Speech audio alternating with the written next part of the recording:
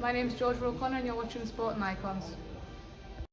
Okay, so the WBC and IBO Super Featherweight World Champion Terri Harper made her long-awaited ring return after exactly 1 year out of the ring. Of course, she's taken on big puncher Alycia Baumgardner, who quite clearly is a big puncher.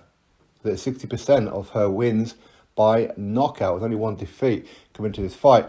Now, yesterday and today, of course, I've been around some of the boxing shows and everything, and I've had so many people within the boxing industry yesterday and today saying, if you want to make any kind of money, bet against Terri Harper. Now, if it's only one or two people, you can just kind of like brush it off. But there was a lot of people saying this to me, with quite a few of them saying Terri's punch resistance is gone and she can't punch.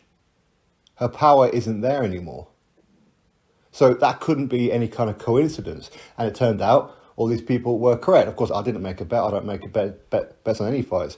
But you could see in this fight something was wrong. Now, firstly, for her to be out of the ring for a year, it's one thing to be out of the ring for a year when you're a prospect or if you don't have any kind of title to defend. But because she's world champion, she has to go in against a mandatory or a top-rated contender.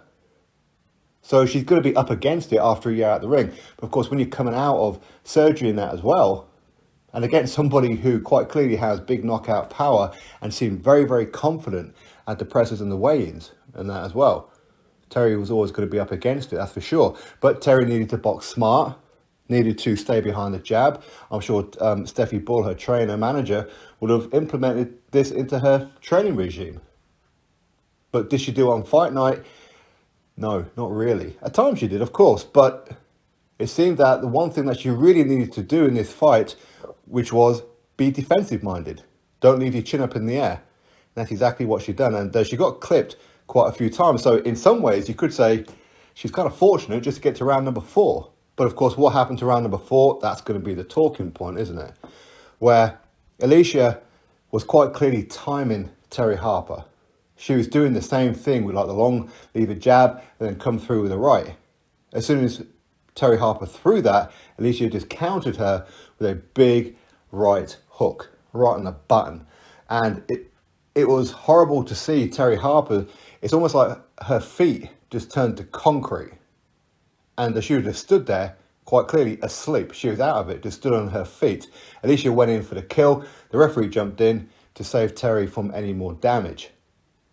Now, sometimes, of course, you do see fighters who are laying on the floor and their body just goes rigid. But for Terri to actually be up on her feet, for that to happen, was quite alarming.